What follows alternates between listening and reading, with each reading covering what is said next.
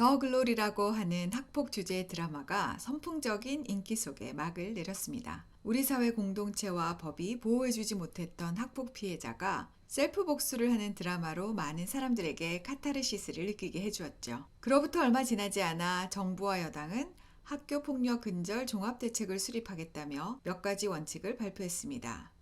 우선 가해 학생에 대해서는 엄정한 조치를 취하고 학폭 관련 학생부의 기록 보존 기관을 연장하여 그 기록을 대입 수시뿐만 아니라 정시에도 활용하겠다는 것입니다. 또한 피해 학생을 우선적으로 보호하는 조치를 취하고 교사의 교육적 해결을 우선시하며 학교의 근본적인 변화를 유도하겠다고 합니다. 그런데 학교 폭력 문제가 어제 오늘의 일도 아니고 우리나라에만 국한된 일도 아닌 것을 보면 이 문제는 인간 본성에 대한 보다 근본적인 질문으로부터 해결책이 나와야 하지 않을까 싶습니다. 인간의 본성을 바라보는 두 가지 관점에는 성선설과 성악설이 있습니다. 성선설은 맹자의 사상으로 인간은 본래 선하게 태어난다는 것을 전제로 합니다. 그래서 이 선한 본성을 바탕으로 교육을 잘 시키면 더 좋은 사람으로 자라게 된다고 믿습니다. 서양 철학자 중에서는 루소가 성선설에 입각한 인간론을 펼쳤습니다. 루소에게 있어 자연은 선한 것이므로 자연의 일부인 인간의 본성도 선하다는 것입니다. 그러므로 이러한 선한 본성이 다른 영향력에 의해 타락하거나 왜곡되지 않도록 교육하는 것을 중요하게 생각했습니다. 반대로 성악설은 인간의 본성은 태어날 때부터 악하다라고 전제하는 사상으로 동양에서는 순자가 주장했고 서양에서는 성경적 세계관이 이와 비슷한 인간관을 가지고 있습니다. 성경은 인간이 하나님의 형상으로 창조되었다고 말합니다. 그만큼 엄청난 잠재력과 존엄성을 가지고 있죠. 하지만 사탄에게 속아서 하나님과의 관계가 끊어지므로 전적으로 타락한 존재가 되어버렸다고도 합니다. 이 뜻은 인간이란 선하고 존귀한 동시에 사탄만큼 악하게 될 수도 있는 양면성을 가진 존재라는 뜻입니다. 그렇다면 학교 폭력을 막기 위해서는 성선설을 전제로 하는 대책이 나와야 할까요? 아니면 성악설을 전제로 대책을 세우는 것이 더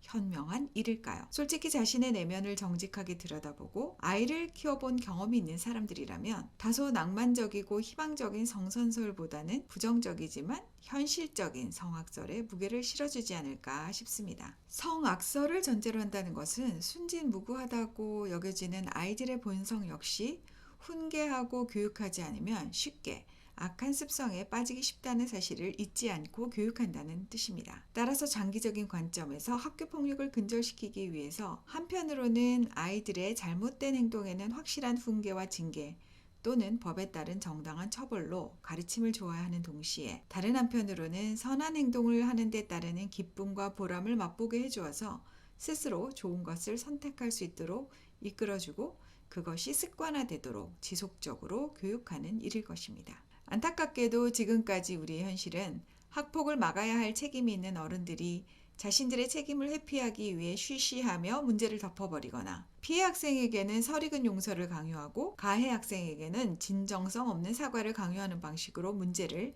해결해 보려고 했던 것 같습니다. 그러나 이러한 방식은 우리 사회에는 법도 정의도 소용없는 약육강식과 같은 짐승의 논리만이 지배한다는 잘못된 생각을 학생들에게 주입시키고 행위에 대한 반성이나 상처에 대한 치유 없이 사회 전체에 트라우마만 남기는 결과를 초래했던 것 같습니다.